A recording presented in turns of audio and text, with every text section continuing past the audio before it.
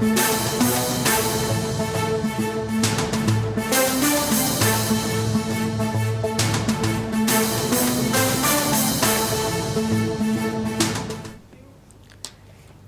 Liquor scam case దర్యాప్తు మళ్లీ వేగవంతమైంది. కాసేపట్లో సిట్ అధికారుల ఎదుట రిటైర్డ్ ఐఏఎస్ అధికారి రజత్ భార్గవ్ హాజరు కానున్నారు.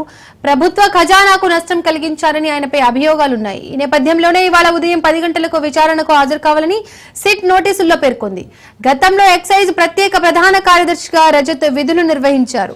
మద్యం పాలసీ రూపకల్పన, రెవెన్యూ లాంటి పలు అంశాలు పర్యవేక్షించినట్లు సమాచారం.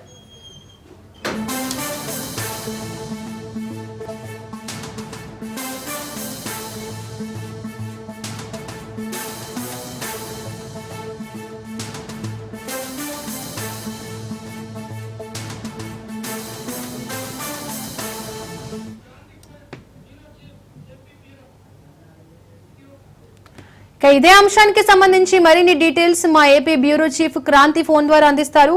క్రాంతి,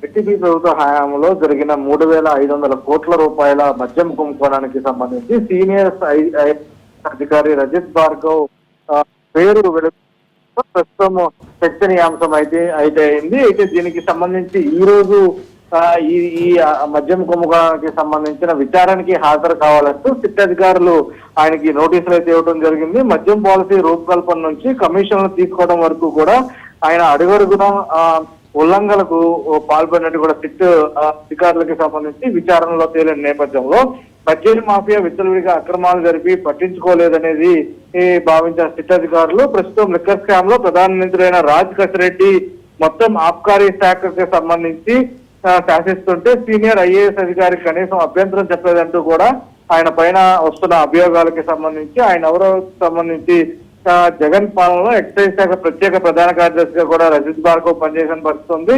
కొన్ని నెలల క్రితం పదవి విరమణ చేసిన రజత్ భార్గవ్ కి ప్రస్తుతం సిట్ అధికారులు అయితే నోటీసులు ఇవ్వడం జరిగింది. లిక్కర్ పాలసీకి సంబంధించి రూపొందించడంలో కీలకంగా వ్యవహరించడంతో పాటు డిస్టిలరీస్ కూడా లేని వారికి మద్యం సరఫరా ఆర్డర్లు ఎలా ఇచ్చారు, అటు రాజ్ రెడ్డి ఆబ్కారీ శాఖను శాసిస్తుంటే ఎందుకు మౌనం వహించాల్సి వచ్చింది, ధరల నియంత్రణ లేకపోవడానికి గల కారణాలు ఏంటనే అంశాలకి సంబంధించి అనేక కోణాల్లో ప్రస్తుతం సిట్ అధికారులు అయితే దర్యాప్తు చేశారు. అయితే ఈ రోజు విచారణకి రావాలని నోటీసులు సిట్ అధికారులు రజత్ భార్గవ్ కి ఇచ్చినప్పటికీ కూడా ఈ రోజు తన అనారోగ్య కారణాలతో హాజరు కాలేనంటూ కూడా ఇప్పటికే సిట్ అధికారులకి రజత్ భార్గవ్ తెలిపినట్టుగా కొంత సమాచారం అందుతుంది. అయితే మళ్ళీ ఎప్పుడు విచారణకి హాజరవుతారంటే సిట్ అధికారులు మళ్ళీ ఎప్పుడు పిలుస్తారు, అప్పుడు రజత్ భార్గవ్ వస్తారో లేదో కూడా కొంత వేచి చూడాల్సిన అవసరం అయితే ఉంది.